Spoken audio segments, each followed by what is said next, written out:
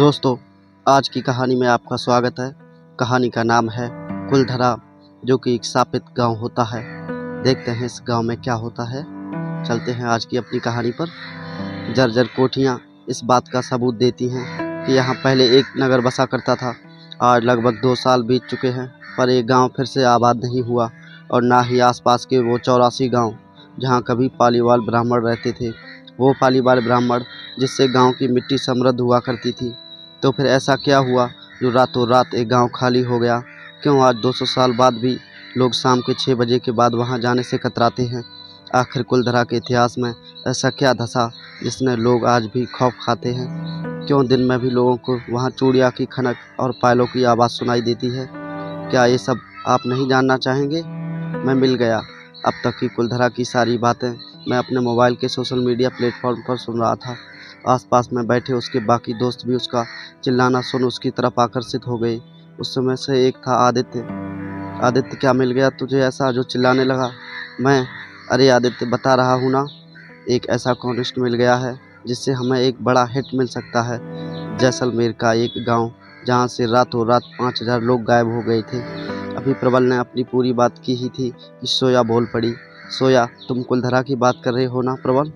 उसकी बात पर प्रबल एकदम रोमांटिक अंदाज में कहता है, Prabal, yes my dear baby, you got it very right. तभी बात में खलल देते हुए विमान कहता है, विमान, क्या यार, तुम लोग भी पुराने ज़माने में फंसे हुए हो। आजकल ओइजा का ट्रेड है। इस रूम में बैठे बैठे हम आसपास की आत्माओं से बात कर सकते हैं। प्रबल, अरे विमान, ओइजा से तुम बस एक आत्मा से कम्युनिकेट कर सकते हो, लेकिन कुलधरा के उस खंडर में न जाने कितनी आत्माएं ऐसी मिलेंगी, और अगर नहीं भी मिली तो क्या हुआ? लोकेशन इतनी खतरनाक है कि 2-4 मिलियन व्यूज तो आ ही जाएंगे। प्रबल की इस बात पर आदित्य ने हंसते हुए कहा, आदित्य, दिन में क्या ही फुटेज मिलेगा? जोया ने लपकते हुए कहा, जोया, पर हम वहाँ रात में भी तो जा सकते हैं ना? ये कहते हुए जोया की आंखों में एक अजीब सी चमक थी, जैसे कि वो कुलधरा जाने को बेताब हो। पर उसकी बात सुन के सभी के माथे में पसीना चमकने लगा, क्योंकि भले ही वो हॉरर कंटेंट बना रहे थे, पर उसमें अभी इतनी हिम्मत नहीं थी कि वो वहाँ जाएं, वो भी रात में, जहाँ 2 सदी से कोई भी नहीं गया। और हिम्मत भी जुटाएं तो कैसे? क्योंकि कुलधरा गांव में शाम 6 बजे के बाद किसी को घुसने नहीं दिया जाता है। और जब ये बात प्रबल ने जोया को समझाई तो वो फट से कहकर उल्टा उसे ही उकसाने लगी।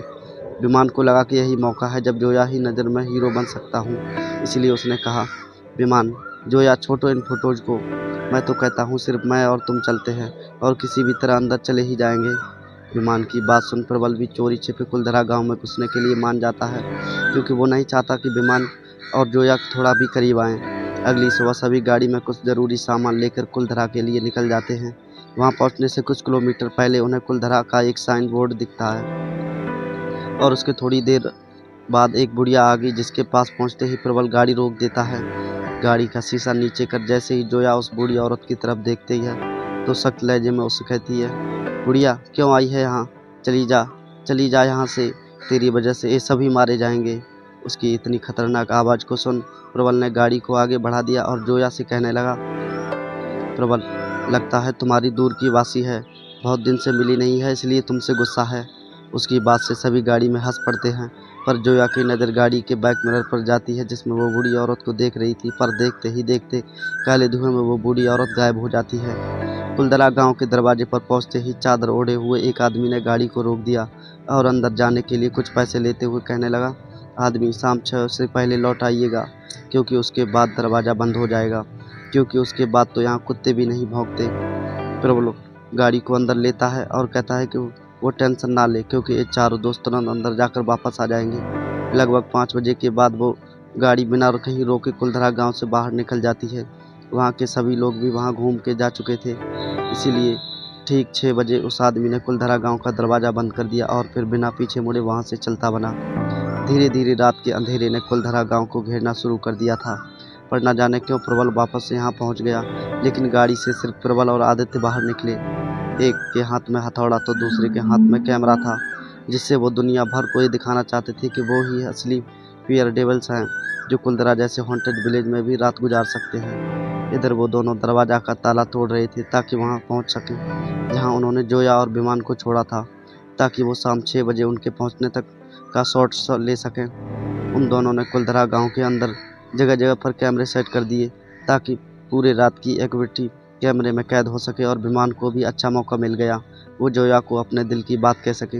इससे पहले कि वह पूरी तरह से प्रबल की हो जाए, दोनों अंदर घूमते घूमते उस घर तक पहुंच गए थे जहां के इस गांव के खाली होने की कहानी जुड़ी थी। जोया ने जैसे ही इस घर की चौखट पर पांव रखा, हवा का तेज झोंका चलने लगा। बंद अंधेरे कमरों से चमगादड़ों का झुंड निकलने लगा और चौखट पर खड़ी जोया के लहराते बाल ने उसके सुंदर रूप को विकराल बना दिया।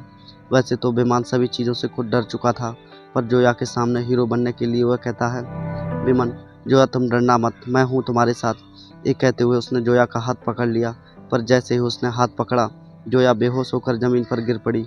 एक पल के लिए तो विमान के होश उड़ गए और वो उसे जगाने की कोशिश करने लगा, पर जैसे ही उसे पता लगा कि जोया सिर्फ बेहोश हुई है, तो उसके अंदर का जानवर जाग गया और वो जींस टॉप में बेहोश जोया के सुंदर शरीर को ऊपर से नीचे तक निहारने लगा, उसके बगल में लेटकर उसे छूने लगा। पर इससे पहले वो कुछ कर पाता, जोया ने एक झटके में अपनी आँख खोली और उठ खड़ी हुई। विमान भी खड़ा होकर उसे समझाने की कोशिश करने लगा कि वो तो बस उसे जगाने की कोशिश कर रहा था। तभी जोया बोली, जोया, तुझे क्या लगता है सीलम सिंह, ये सब करके तू मुझे पा सकता है? कभी नहीं पा सकता है तू मुझे। एक कहते हुए जोया के शरीर पर वो कपड़े लिपट जाते हैं जैसा कि आज से 1.5-2 साल पहले गांव की लड़कियां पहनती थीं। इधर विमान का शरीर भी अकड़ने लगा, मानो जैसे कि किसी ने इसके शरीर के अंदर प्रवेश किया हो, और वो भी देखते ही देखते किसी रांची के दीवान का अवतार ले लेता है। दूसरी तरफ प्रबल और आदित्य भी कुलदरा गांव के अंदर पहुंच गए थे और गांव के मंदिर के पास ही उन्होंने अपना सारा सेटअप लगाया, जहां से वो अपनी सभी वायरलेस कैमरे का लाइव फोटोज देख सकते थे। आदित्य अपने काम में लगा था, पर प्रबल के चेहरे पर अभी भी चिंता की लकीरें खिंची हुई थी। एक तो उसे जोया को विमान के साथ छोड़कर जाना पड़ा और दूसरा कि अब वो बताई हुई जगह पर पहुंचे क्यों नहीं। तभी उसे एक आइडिया आया कि क्यों ना कैमरे की मदद से देखा जाए कि वो दोनों कहाँ हैं। अभी प्रबल के मन में आइडिया आया ही था कि इतने में आदित्य ने चीखते हुए प्रबल को अपने पास बुलाया और उसके सर से टप टप करके पसीना बह रहा था, क्योंकि स्क्रीन पर उसके सामने जो दृश्य था वो किसी के भी रोकटे खड़ा कर देने वाला था। जिस गांव को वो खुली आंखों से खंडर देख पा रहे थे, वो उनके स्क्रीन पर आबाद दिख रहा था और वहां लोगों में चहल पहल भी थी। तभी उसकी नज़र स्क्रीन पर जाती है जहां कोई उस घोड़े पर नजर आता है।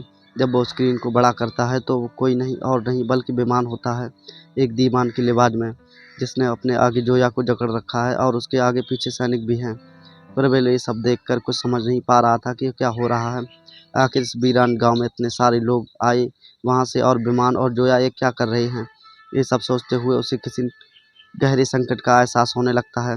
तभी उसका ध्यान उसकी स्क्रीन से निकलने वाली आवाज़ पर जाता है, जहां सलीम सिंह के रूप में विमान कहता है, विमान, कुलधरावासी भले ही आपका गांव में है, पर मैं हूं आपका दीवान सलीम सिंह, जिसकी यहां हुकूमत चलती है। इसीलिए मेरी सेवा करना आपका धर्म है, और ये लड़की जो इस वक्त मेरे शिकंजे में है, उसे अपना अपराधी समझने की भूल ना करें, क्योंकि इनका अपराध तो मैं हूँ जो इनके रूप और यौवन को देख नहीं पा रहा, पर मैंने इसे सख्ती से नहीं बल्कि प्यार से अपने पास रखना चाहा। इसीलिए इनसे शादी करना चाहता हूँ, और किसी ने आपत्ति जताई तो मैं उसके विरोध में उसे भी अपनी तलवार से समाप्त कर दूंगा। कहते ही विमान ने जोया को नीचे गिराते हुए कहा, विमान, आज इसे छोड़ जा रहा हूँ लेकिन फिर वापस गाँव आऊँगा। तब तक अपनी सहमति बना लें, नहीं तो इस पूरे गाँव को हम अधीन ले लेंगे और आप हमारे बंदी। इससे अच्छा यही होगा कि इसे दुल्हन के जोड़े में तैयार रखें। इतना कहते ही विमान के शरीर में बसा वो दीवान अपने सैनिकों के साथ वहाँ से धमकी देकर निकल जाता है। इधर जैसे ही प्रबल की नज़र स्क्रीन से ऊपर उठी तो भयानक रूप में अचानक से वही बूढ़ी औरत उसके सामने आ गई, जिसे रास्ते में मिली थी। उसे देखते ही उसकी सिट्टी पिट्टी गुल हो गई और उल्टे पांव वहाँ से भागने लगे। तभी आसपास के बहुत सारे खून से लथपथ लोग उनकी तरफ बढ़ने लगे, जैसे कि वो कोई ज़ॉम्बी हों और उनके ही खून के प्यासे हों। उन लोगों को आसपास अपनी तरफ बढ़ता देख वो ऐसे घबराए कि आपस में ही टकरा कर वहीं गिर गए। अब उनके अंदर इतनी भी हिम्मत नहीं बची थी कि उठकर खड़े हो सकें, और तभी वो बूढ़ी औरत उनकी तरफ आई और अपनी छड़ी को ऐसे घुमाया, ज़ॉम्बी की तरफ दिखने वाले वो सारे लोग किसी और दिशा में ही चले गए। तभी उस बुढ़िया ने आवाज़ निकालते हुए उनसे कहा, बुढ़िया, मना किया था ना यहाँ आने से, लौट जाने को कहा था ना, पर मेरी एक भी नहीं मानी तुम लोगों ने।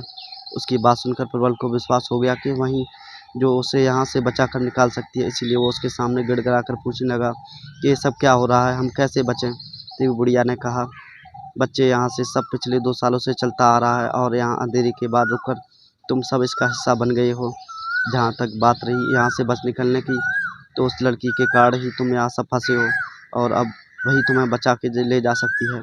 उस लड़की को सलीम सिंह से बचाने के लिए आज रात फिर सभी को गांव छोड़कर यहाँ से निकलेंगे। उन्हीं के साथ बाहर निकल जाओ, नहीं तो सलीम सिंह तुम्हें छोड़ेगा नहीं। और ध्यान रहे कि भीड़ के साथ तुम बाहर निकलोगे, उन्हें भी पता नहीं चलना चाहिए कि तुम लोग उनसे अलग हो। बस बुढ़िया की बात खत्म होते ही प्रबल स्क्रीन पर देखने लगा कि आखिर वो है कहाँ। और जब उन्हें पता चला कि वो कहाँ है, तो उन्होंने गांव वालों का भेष ले लिया और भीड़ में शामिल हो गए और उन्हीं के साथ चलने लगे। भीड़ को चीरते हुए प्रबल अब जोया के काफ़ी करीब पहुंच चुका था। तभी उसने देखा कि जोया की आंखों में आंसू हैं, उसके चेहरे पर शर्मिंदगी भी, जैसे कि उसकी वजह से ही पूरे गांव को अपना सब कुछ छोड़कर जाना पड़ रहा है। तभी प्रबल को भीड़ से हलचल की आवाज़ सुनाई दी। वहां पहुंचकर उसने देखा कि आदित्य के हाथ में मोबाइल था, और इस अजीब चीज़ को देख गांव वालों को ये पता लग गया कि वो कोई बहरूपिया है या सलीम सिंह का कोई जासूस। इसीलिए उस भूतिया गांव वालों ने एक एक करके उसको मारना शुरू कर दिया। इससे पहले कि प्रबल कुछ कर पाता, आदित्य ने खुद की जान ले ली ताकि प्रबल किसी की नज़र में ना आ जाए। दोस्त को मरता देख प्रबल टूटने लगा, पर गांव वालों को आगे बढ़ता देख उसने अपनी भावनाओं को समेटते हुए एक नज़र अपने दोस्त को देखा और गांव वालों के साथ उसी सुरंग में घुस गया जो इस गांव से बाहर निकलने का रास्ता था। एक एक करके सभी उस सुरंग से बाहर निकलने लगे और सभी की जुबान पर एक ही श्राप था कि उस मिट्टी को उन्हें छोड़कर जाना पड़ रहा है। वहाँ पर कोई और नहीं बस पाएगा। इधर सुरंग के बाहर तो सभी निकल रहे थे, पर असल में सिर्फ प्रबल और जोया ही बाहर निकल पाए थे। जोया के बाहर निकलते ही वो आत्मा उसके अंदर से निकल गई और वो बेहोश हो गई। अब प्रबल जोया को संभालने लगा, तभी उसकी सुरंग पर नजर गई जो लोहे के सरिये से बंद थी।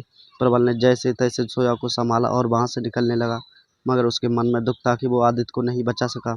पर उसने विमान को बचाने की एक भी कोशिश नहीं, इसलिए कि क्योंकि उसने वो सब भी देख लिया था जो वो बेहोशी की हालत में जोया के साथ करना चाहता था।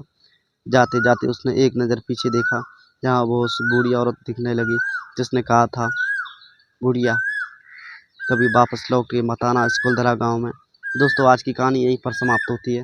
अगर कहानी पसंद आई हो तो लाइक शेयर सब्सक्राइब करना ना भूलें, और हमें कमेंट में ज़रूर बताएं कि ये कहानी आपको कैसी लगी। जय श्री राम दोस्तों, मिलते हैं आज नई कहानी के साथ।